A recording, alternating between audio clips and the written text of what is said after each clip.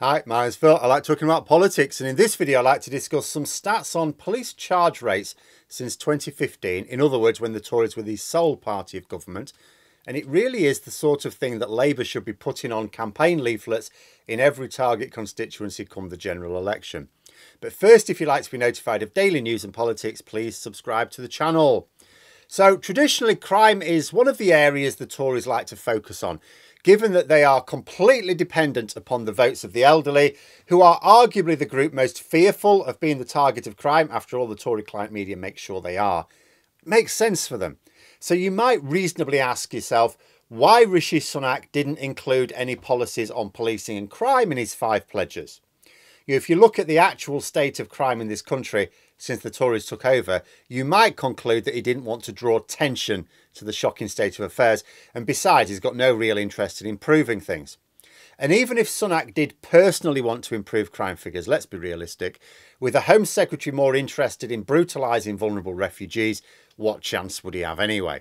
A few months ago, the Tories thought they'd done their bit by raising police numbers. When Labour left power, the numbers of police officers and police stations tumbled. They were getting away with it for a while, but now they look to be in trouble for the next election. They thought, oh, we better do something about policing. So they've raised the number of officers back to 2010 levels. However, there are 2 lines of attack which Labour can use here. First of all, per capita, the rate is still below the level when Labour were last in power. Second, the government did it in a massive rush. So they've only achieved it by recruiting officers with drug addictions and criminal records in some cases. In addition, it means what we've done is we've had a massive influx of inexperienced officers all at once, as opposed to the spread of experience you'd expect if you were managing police numbers properly over the long term. What the Conservatives have done is absolutely crush policing numbers over a decade or more. And then they expect to just put them back, not even to the same rate per capita, and with potentially unsuitable officers and definitely inexperienced officers, and say it's basically the same thing. And because policing was chopped down so savagely like everything else, crime rates soared. The Conservatives have taken to fiddling crime stats in order to make themselves look good. They claim that crime is down. A little bit of an eyebrow raiser to anyone who's seen them. Then they had to admit that they were excluding fraud from their figures. Oh, crime's down if you don't include fraud. But fraud is the single greatest source of crime in the country. It's a bit like saying that traffic levels are down if you don't count all the cars. And now an interesting graphic in the Times this weekend shows just how badly policing has fallen. It shows the charge rate for what they term minor offences, but I would say minor and moderate offences here. In 2015, as compared with now. In absolutely every single case, the charge rate is now lower. In most cases, much lower. For example, there was a 26% charge rate for public order offences. Now it's just 3%. It was 25% for assault with injury. Now it's just 5%. What happened, of course, is that police resources were cut. Officers had to prioritise. As the article suggests, this meant just ignoring certain complaints below a particular threshold, as they just did not have the resources to investigate. But although if you have diminished resources, it's obviously better to prioritise more serious crimes, politically it's tricky. See, it's the less serious crimes which occur more often and affect more victims. It's therefore the more minor crimes that are on voters' minds. When they think about the policing credentials of the party government, they often think about their own personal experience, and most people's personal experience is with relatively minor crime, which is the crime that's not been dealt with. And it's perplexing to me that any party in government would neglect the issue.